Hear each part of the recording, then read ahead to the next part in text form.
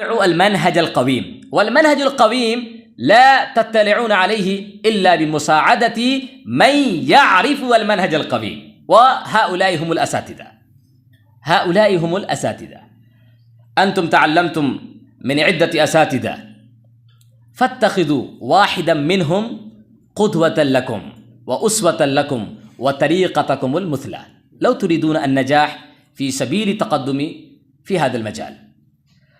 وبعد الاحتساب، كل يوم يجب على الطالب أن يحتسب نفسه، كم قرأ، كم ارتقى، كم فشل، كم نجح، كم كتب.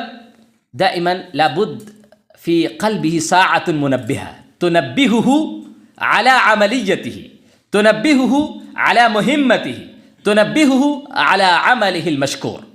لو حاسبنا أنفسنا كل يوم لارتقينا إلى القمة، قمة المجد، قمة العلا، قمة الشرف.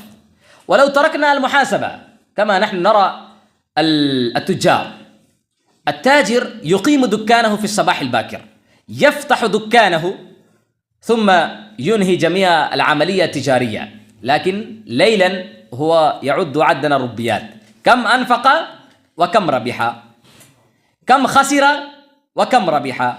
هو يعد الربيات، هو يحاسب نفسه، وهو يتفكر في الطرق التي توصله إلى الربح الكبير في التجارة وفي عملية التجارة.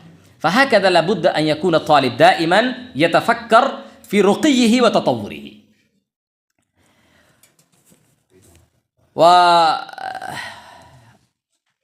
والسادس الهدف. الإنسان دون ما هدف كالليلة دون ما نجوم، أو الإنسان بدون ما هدف كالشجرة بلا أوراق. الإنسان دون ما هدف كالبحر دون ما لآل متلألية، أو الإنسان دون ما هدف كالجثة الهامدة بلا روح ولا حياة. تعلمت العربية، تعلمت الأدب، حفظت المفردات، لكن ليست عندك أهداف سامية. هدفك فقط أنا أنطق ضرب زيد عمرا وما اسمك الكريم كيف حالك. لا، فيا إخواني أنتم دائما تضعوا أهدافكم نصب أعينكم. الأهداف لا تكون وضيعة، دائما أهداف المسلم لا بد أن تكون رفيعة سامية حتى السماء تفتخر بها والجبال تعتز بها. الجبال لا بد أن تكون في المنافسة، هو ينافس معنا. نعم، هذا الرجل يريد أن يفوقني، أو هو يريد أن يبلغ فوق السماء أو وراء السماء. لا بد أن تكون أهدافنا عالية. فهدف من تعلم اللغة العربية لا تكون نيل الوظيفة في الحكومة، نيل الوظيفة في السفارة، نيل الوظيفة في الشركة، نيل الوظيفة في المصنع، نيل الوظيفة في السعودية العربية، نيل الوظيفة في الطيران. لا بد أن يكون هدفنا أسمى من ذلك. والهدف الأسمى هو خدمة القرآن الكريم وفهم القرآن الكريم ونشر الرسالة المحمدية التي جاء بها نبينا الحبيب صلى الله عليه وسلم. لا نتعلم هذه اللغة لو بذلنا ليالينا وأحيينا ليالينا واكتحلنا بالسهر ونحن تركنا جميع راحتنا بجانبنا ونحن نذهب إلى الشركة، فهذا هو الهدف الدني، هدف الردي، هدف لا ثواب فيه، هدف لا مثوبة عند الله. وأخيرا يا إخواني، أنا أضرب لكم مثالا فقط. أنتم سافرتم بالقطار مرات، أنتم تجدون هناك ألوانا من الركاب، هذا يمازح وهذا يضحك وهذا يبكي وهذا يصخب وهذا يقهقه، نعم، وهذا يقرأ، وهذا كثير من أخلاق من الناس. لكن هل أنتم تنازعون كل واحد منكم ليسكت؟ لا، ليس هذا هو هدفنا. أنتم تعبرون الطريق تجدون هناك الأحجار ملقاة على الأرض أو أشواك محاطة في كل مكان، هل أنتم تلتقطون كل حجرة أو كل شوك؟ لا، أنتم تجدون فرجة أو مكانا يسعكم العبور. فهكذا لابد لنا أن نكون في الحياة. طلاب يجتمعون معا، فهذا الطالب يريد أن يضيع الوقت، وهذا الطالب يريد أن ينفعنا بما عنده من مؤهلات، ينفعنا بخلقه، ينفعنا بطبيعته، ينفعنا بكلامه الفكاهي الترفيهي. فلا بد لنا أن نختار أصدقاء كانوا صالحين، كانوا ذوي أخلاق سامية، ذوي آداب إسلامية. لا نختار الطلاب الذين هم فاشلون في مهمتهم، وهو يعتقد أنت تريد أن تذهب إلى السعودية العربية، تريد أن تكون سفير المملكة العربية، هكذا. كلمة الإحباط كلمة دائما تقطع صلتنا باللغة العربية. لا نختار مثل هؤلاء الطلبة معنا. نعم، لو كان هذا الطالب لابد لنا أن نسبغ بصبغتنا، أي نحوله إلى بيئتنا وإلى طبيعتنا لكي يكون مثلنا. نعم، لكن لا نريد أن نحول أنفسنا إلى مثل طبيعته وإلى مثل خلقه وإلى مثل طبيعته يا إخواني. وأخيرا فقط، هذا كلام أخير، فنرى الوقت أيضا يطول بنا، وأنتم تريدون الراحة أيضا لأنكم أتعبتم أنفسكم وراء الاستماع إلى هذا الكلام الطويل. وأنا ما بينت أمامكم كم نقرأ، من نقرأ، هذا شيء مهم جدا. فالآن أنا أبين بعض الكلمات، لكن لا يأتي الصوت من أي جانب يا إخواني، لابد لكم أن تراعوا الضوابط. نعم، كيف نقرأ؟ نعم، تمام. كم نقرأ وكيف نقرأ؟ أولا نبدأ تعلم اللغة بمطالعة الكتب القصصية. الكتب القصصية، كتاب قصة، كتاب حكاية الأسد والفارة، حكاية القط، حكاية السمك. لأن في الحكاية يجد الإنسان متعة، يجد الإنسان اللذة، يجد الإنسان الفرحة، فهو يتقدم في القراءة. نعم، وأجمل كتاب في هذا المجال كتب القصص العربية لكامل كيلاني، قصص عربية لكامل كيلاني. لكن هذا الكتاب ليس كتاب بسهل يا إخواني، لا بد لنا أن نقرأ صفحة واحدة 10 مرات، لا أقل من ذلك. قراءة متأنية بالالتذاذ واللذة، لا نقرأ كأن الأستاذ قد قدم إلينا مسؤولية. نعم، حملنا الأمانة الكبرى ونحن حملناها كظلوم جهول.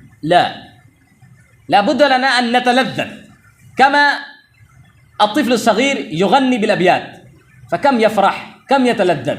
لا بد أن يقرأ الطالب ويتلذذ. نعم، فنحن نقرأ العربية بالالتذاذ بالفرحة والمتعة، لا نقرأ العربية كأن العربية هي أمر ممل مزعج مقلق. لو قرأنا مثل هذا ما نتعلم شيئا.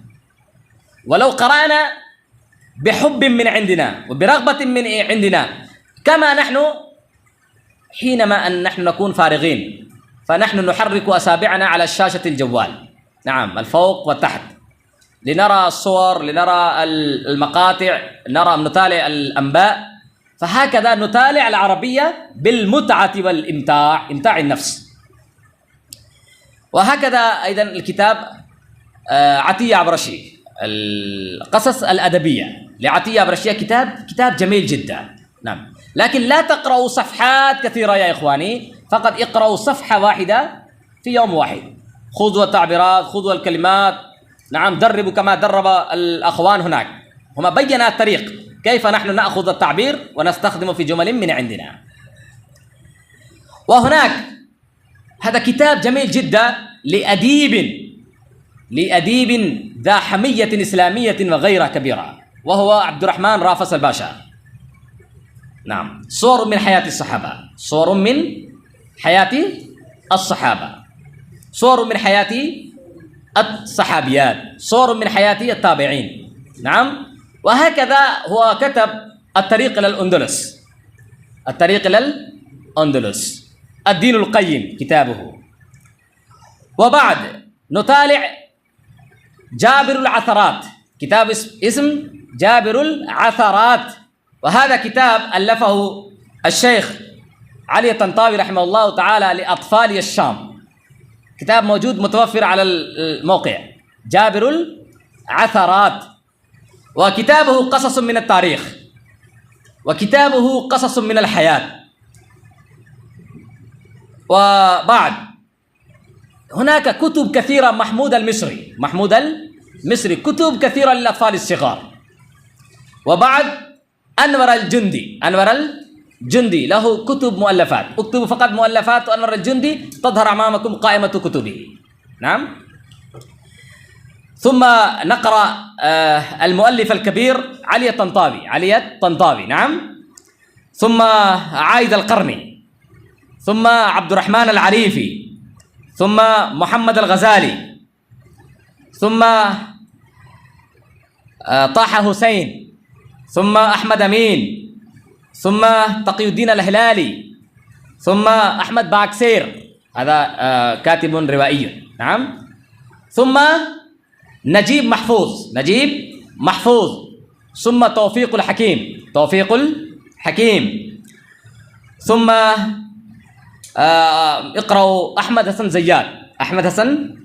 زياد، ثم رشيد رضا مصري، ثم محمد عبده، ثم مصطفى لطفي منفلوطي كما قرأنا من قبل. نعم. ثم مصطفى السباعي. ثم نقرأ الكتاب الشيخ كبير جدا في الأدب العربي، محمود عقاد. لكن أنتم لا تقرأوا في البداية يا إخواني، أنا قلت لكم أولا اقرأوا القصص. أنا أبين هذه الأسماء اللماعة في الأدب العربي لكي لا تنقصكم مكة. وهناك أيضا الكرتونات. نعم. واسمه ما شاء الدب، اسمه ما شاء الدب. والثاني أيضا للأطفال الصغار سارة وسعود للأطفال الصغار للسعودية العربية، لكن لغته لغة فصحى جيدة، نتعلم من هذه القناة الكثير. وهناك أيضا فيري تيل بارعون، وأنا أحب الكثير راتب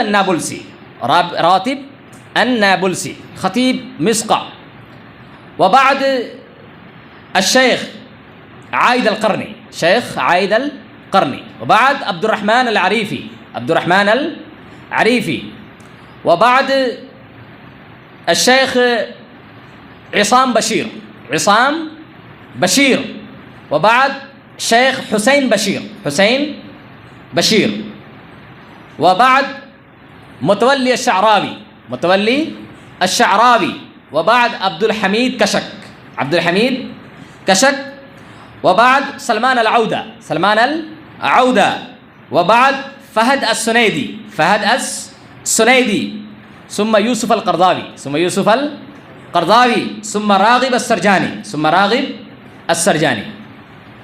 وبعد ما أنتم تفتحون القنوات تطلعون على أسماء آخرين أيضا ممتازين، فابدأوا متابعة هذه البرامج تنفعكم كثيرا. وأيضا هناك اكتبوا الكرتونات الإسلامية قصص إسلامية، قصص فكاهية للأطفال، فهناك تظهر الأشياء كثيرة جدا. أولا نستمع مرارا، ثم نأخذ الكلمات، نأخذ التعبيرات، ثم نحاكي التعبيرات، نحاكي أيضا التلفظ، الأداء والإلقاء والنبرة. وإلا الهندي حينما يتحدث فهو يعرف، كما يكون الغراب بين الطيور الجميلة. نعم، فلا بد أن تكون دائما طيرا جميلا، لا تكون غرابا يا أخي. الغراب دائما يمتاز حينما يتحدث. لو نحن ألقينا عليه لباسا جميلا، أو نحن ألقيناه وألبسناه ريشة بيضاء، لكن حينما وينطق نعم فالناس يعرفون نعم ليس هذا هو طير جميل، بل هذا هو الغراب. فلا بد لنا أن نختار ونحاكي العرب كثيرا في النطق.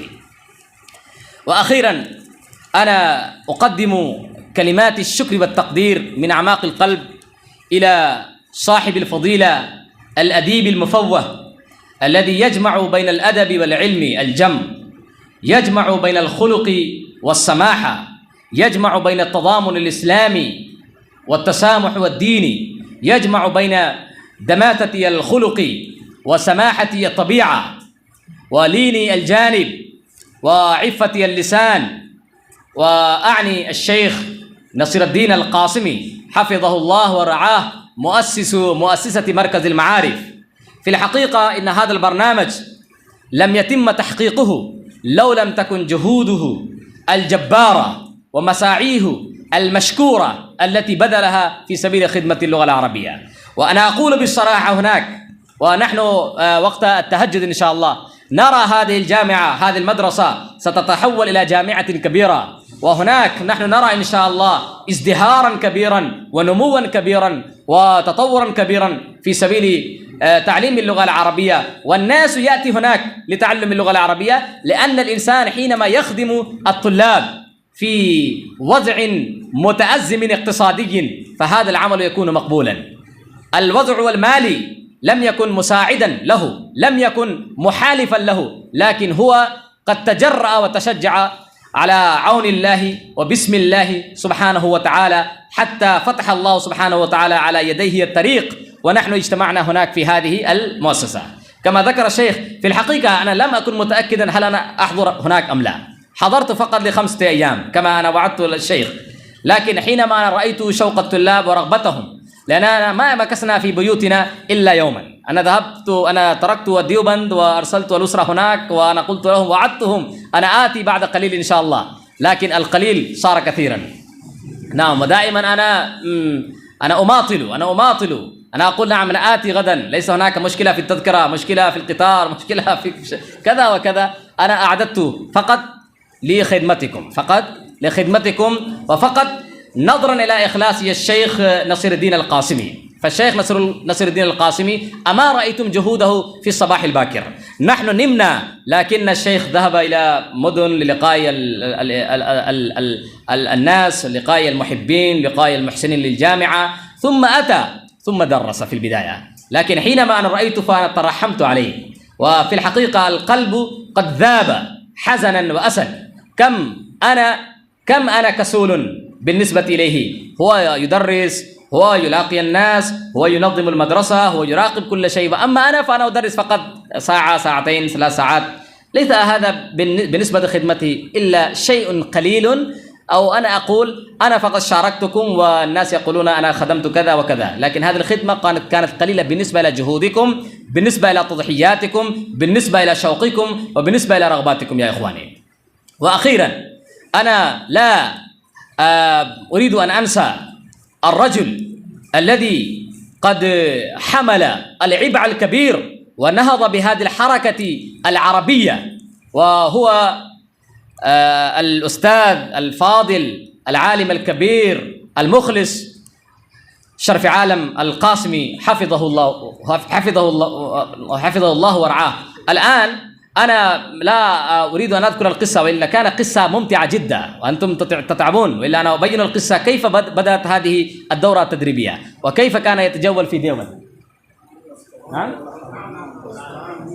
في ديوبند نحن هذه قصة قبل 6 سنوات.